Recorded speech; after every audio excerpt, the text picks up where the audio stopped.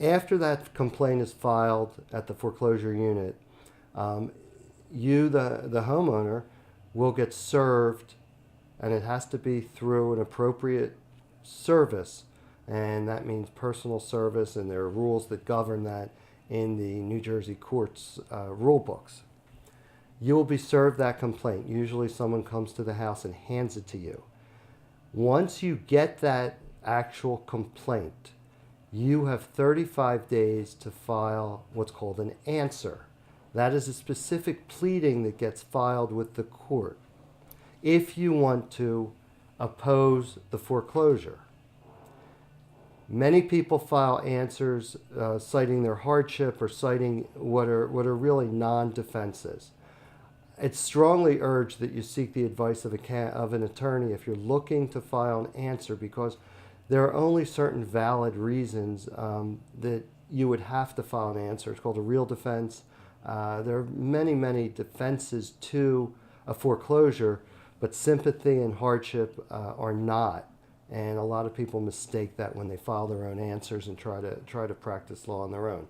There's actually a very good resource on the internet published by the Legal Services of New Jersey on how to save your home from foreclosure if you're in a situation where you cannot hire an attorney to help you. If you don't file an answer, it goes into what's called default status. Then the lender, or the plaintiff in this case would be the lender, would file a notice of requesting a default judgment in your case. When that happens, it starts to proceed through the foreclosure unit, and it goes to the next step. Then they request final judgment, and then they certify it for sale, and then it goes to your particular county. And the equity judge in your county is the one that's responsible for overseeing sheriff sales when in fact the property would change hands back to the lender or up for sale where a third party could come in and buy it. This is a very complicated process. It takes time. It takes several months to do. The best thing someone can do if they're in that situation is try to first sit down and make a decision whether or not they need to file a defense or file an answer to the foreclosure.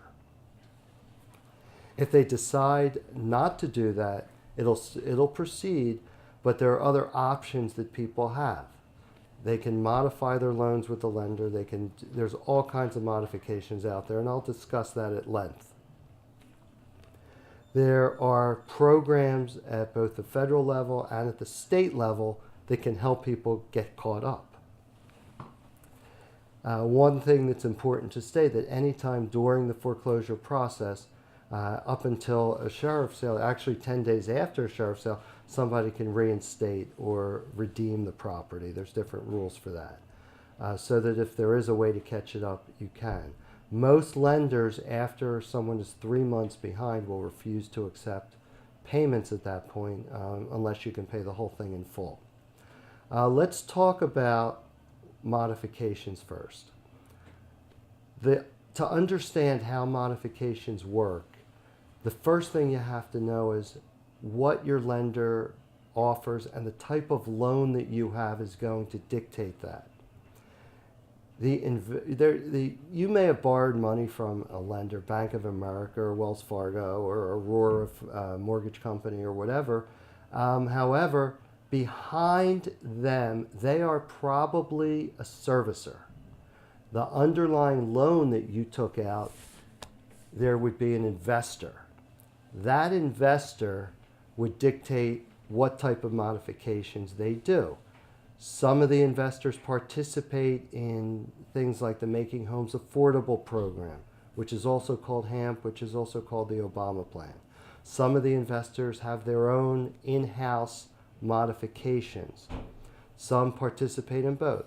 There are other lenders that do not do modifications unless you have positive equity in the home. There are other lenders that don't do modifications unless you're upside down on your house. A lender generally will not modify a loan just because you're underwater on that loan. That's not a basis to go to a lender and say, I'm upside down, I owe $300,000, the house is only worth $150,000. A lender won't modify a loan based on that because they don't deem that to be a valid reason. They look at that as a market fluctuation, and they also are very concerned that a significant amount of people will do what are called strategic modifications because they believe that they're upside down. Most modifications are income based and income driven. The lenders look at your monthly income and they look at what your quote affordable payment can be, and in order to create that payment, then they look at what they can do to help, whether it's lowering an interest rate, whether it's extending a term, whether it's deferring or writing off some of the loan or some of the costs or some of the interest. Lenders will not generally just do it because they want to be nice. They do it because they see you're in a circumstance and you've got to prove that hardship to them before they're willing to modify. Another thing, when you are applying for a modification, it is a very frustrating experience. It is a very time-consuming experience. You will repeat documentation. You will send documentation. Now, I have a list, and you can get it off of my website at markcherrylaw.com, of tips that you can use to help you get a modification.